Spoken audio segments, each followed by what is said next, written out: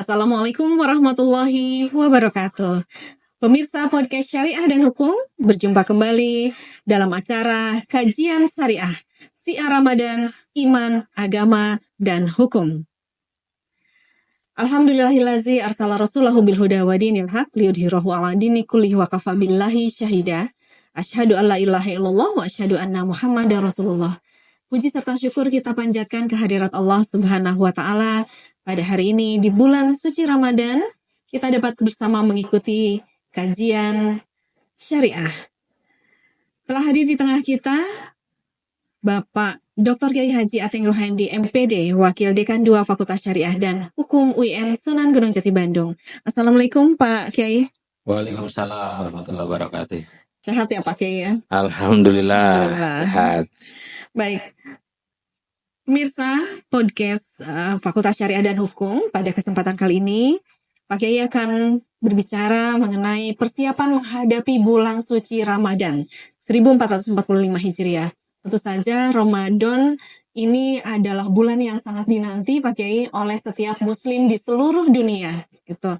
Tapi bagaimanakah persiapan kita sebagai muslim untuk menghadapi dan tentu saja untuk selalu meningkatkan kualitas-kualitas ibadah kita selama bulan suci Ramadan? Baik, terima kasih Bu Wajah Dewi, kemudian pemirsa podcast Syariah dan Hukum yang berbahagia. Alhamdulillah pada pagi ini, pada kali ini kita bisa melaksanakan kajian mengenai persiapan untuk menghadapi bulan suci Ramadan.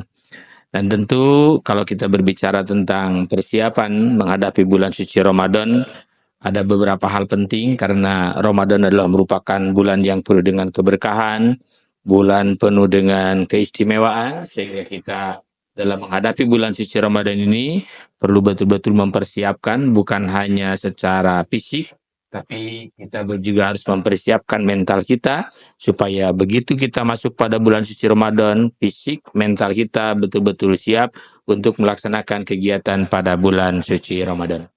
Betul Pak Kiai. Jadi bulan suci Ramadan ini bukan saja hanya sekedar kita menahan makan dan minum ya Pak Kiai. Iya. Kira-kira amalan apa nih Pak Kiai untuk meningkatkan kualitas dan persiapan kita dalam di bulan suci Ramadan ini?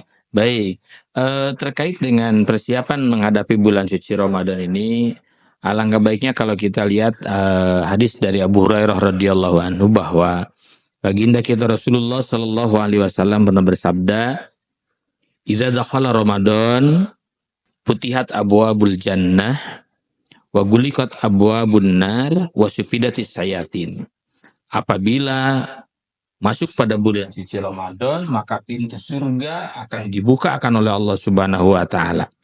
Ini maknanya bahwa ketika bulan suci Ramadan kita punya kesempatan besar untuk melakukan amal-amal, ibadah-ibadah yang sehingga dengan amal dan ibadah yang kita lakukan untuk semata-mata karena Allah ini bisa membukakan pintu surga. Wa gulikat abwabun nar, kemudian pintu-pintu neraka ditutup oleh Allah, artinya ketika orang sudah tidak lagi melakukan kemaksiatan, orang mampu mengendalikan nafsunya, mengendalikan syahwatnya, maka secara otomatis pintu neraka akan tertutup. Wasupidatis sayatin, dan setan pun juga terbelenggu. Artinya setan tidak akan leluasa lagi untuk menggoda kita. Sebab kita dengan Ramadan yang kita lakukan, kita mampu mengendalikan diri kita, mampu mengendalikan syahwat kita. Berarti Pak Kiai bahwa pintu surga dibuka, pintu neraka ditutup, dikembalikan lagi pada diri kita begitu untuk membuka diri, meningkatkan kualitas amalan di bulan suci Ramadan, begitu Pak Kiai. Tidak otomatis begitu bahwa kita menjadi soleh begitu Pak Kiai. Iya, ini perlu ikhtiar bagi kita, ya, ikhtiar kita. Yang paling penting di dalam melaksanakan ibadah pada bulan suci Ramadan ini, karena ibadah Ramadan ini, ibadah puasa ini kan ibadah yang sifatnya hanya kita sendiri dengan Allah Subhanahu wa taala yang tahu. Sehingga dengan ibadah yang kita lakukan dan tidak banyak diketahui oleh orang lain, berbeda dengan sholat. Kalau sholat kan kelihatan ruku sujudnya, kemudian kalau sedekah kelihatan ketika kita memberikannya, tapi kalau puasa kita lakukan tidak ada orang yang tahu. Nah, maka bagi orang yang melaksanakan puasa pada bulan suci Ramadan, yang mampu mengendalikan syahwatnya, Rasulullah pernah bersabda, innallaha ta'ala yubahi bisabil abid al malaikah, bahwa Allah Subhanahu wa taala membanggakan pemuda yang ahli ibadah di hadapan para malaikatnya, sehingga Allah berfirman, unduru ila abdi, wahai para malaikat, coba nih perhatikan nih hambaku, dia taruh syahwatahu min ajli, dia meninggalkan syahwatnya semata-mata karena mengharapkan keriduanku. Jadi Allah begitu membanggakan seorang pemuda, seorang yang taat beribadah kepada Allah.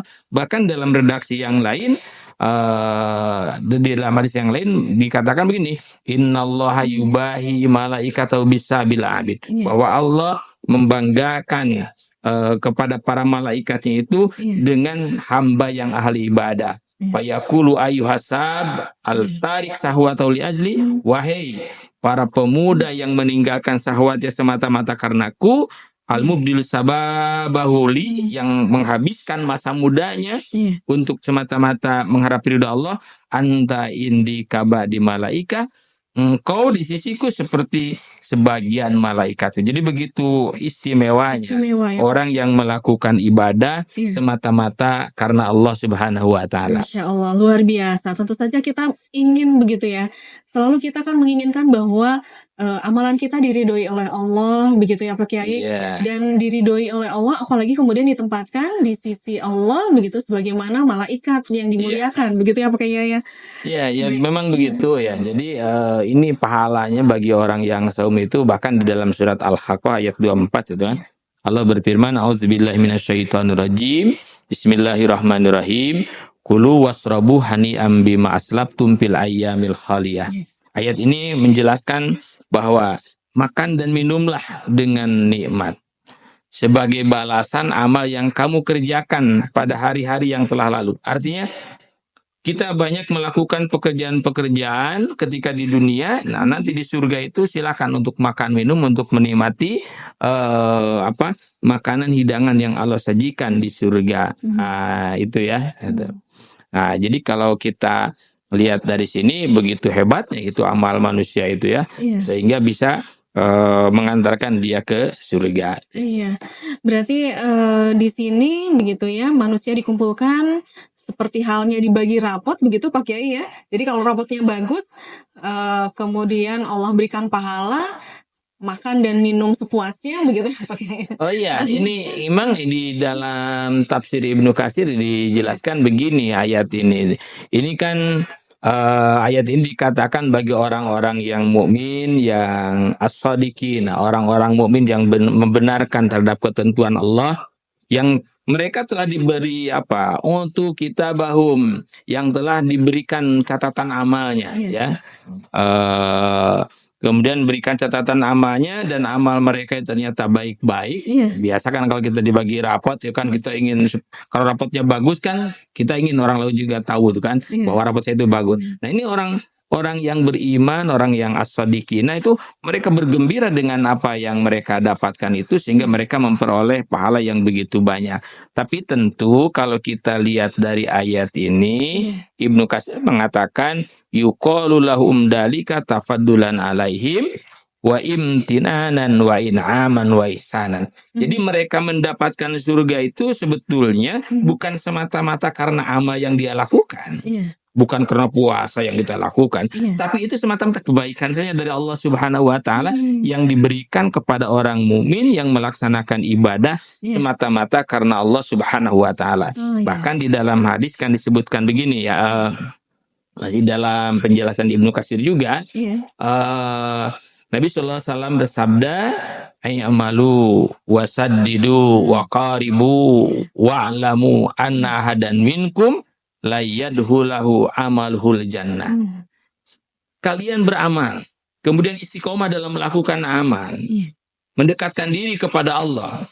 Tapi yakini oleh kamu sekalian bahwa seorang di antara kalian, amalnya itu tidak akan mampu mengantarkan orang tersebut ke surga.